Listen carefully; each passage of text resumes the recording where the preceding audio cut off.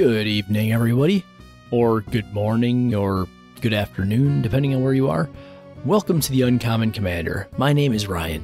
This is going to be a very different video than most that we do on this channel, but I feel the need to do this video because time is running out before the next Secret Lair drop, which features characters from the popular TV show and comic series The Walking Dead.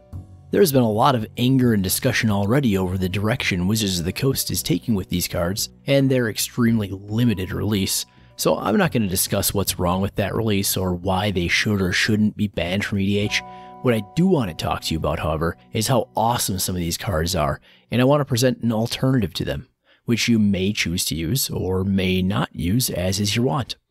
What I'm trying to say, in my long-winded, rambling way, is that I've created on-flavor proxies of these cards using already existing legendary creatures. Now, I don't know which side you sit on the proxy debate of should we or should we not allow them, but I tend to sit somewhere in the middle ground. I've never actually proxied a card before, but this time I think I'll make my first exception. I came up with the idea for this after reading Negan's abilities and realizing they're almost exactly the abilities that I've been craving for on a new commander, and they're in the exact colors I've been wanting those abilities in. But yeah, I'm not a huge fan of the way Wizards of the Coast has released these, and I also don't particularly like the idea of pop culture invading MTG.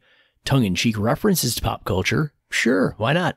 But this goes way beyond that. So without further ado, I present to you my own corrected versions of what Wizards of the Coast will be releasing on October 4th.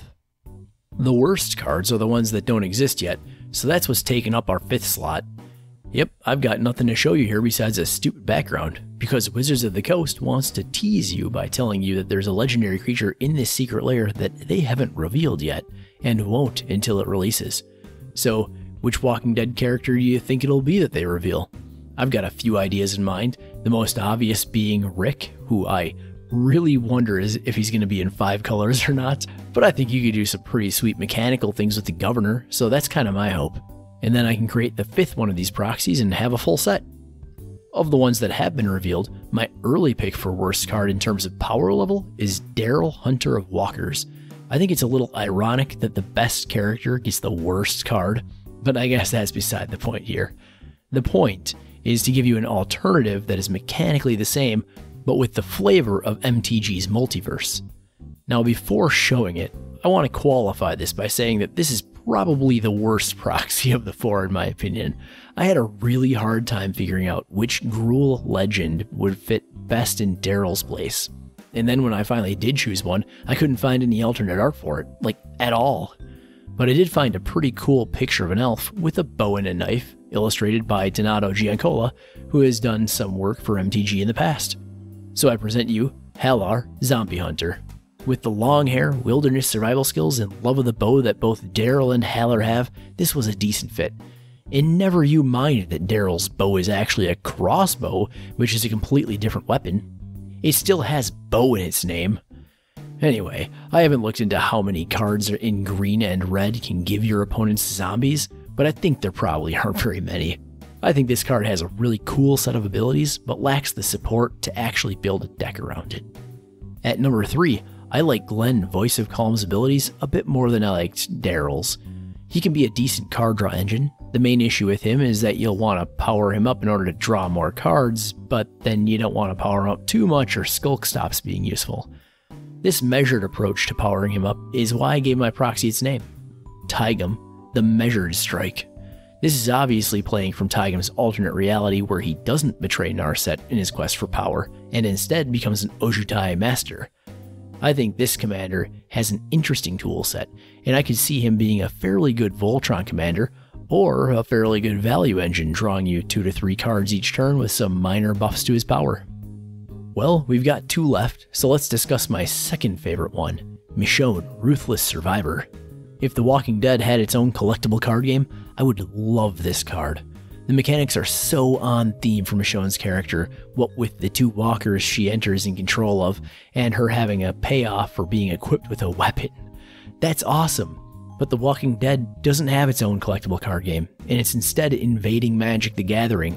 So let's see if we can find a character within MTG that would be on flavor enough.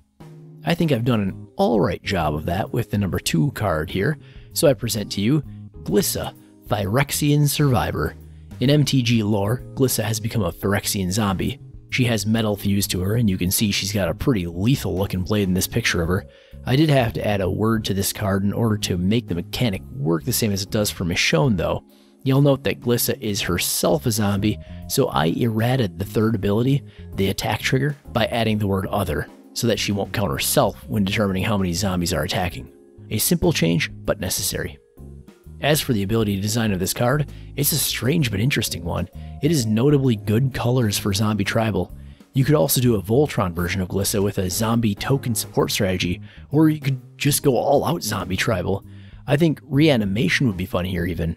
It would basically work like this: cast Glissa and get her ETB. Maybe attack with her and the zombie she created if you can get them through.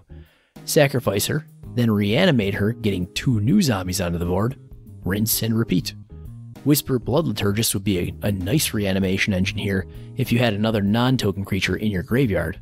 Something with an ETB trigger comes to mind, like Overseer of the Damned.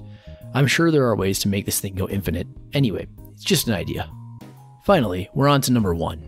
I mentioned at the beginning of this video that Negan the Cold-Blooded is actually the card that made me want to make this video. I've been waiting so long for basically this effect on a creature in these colors.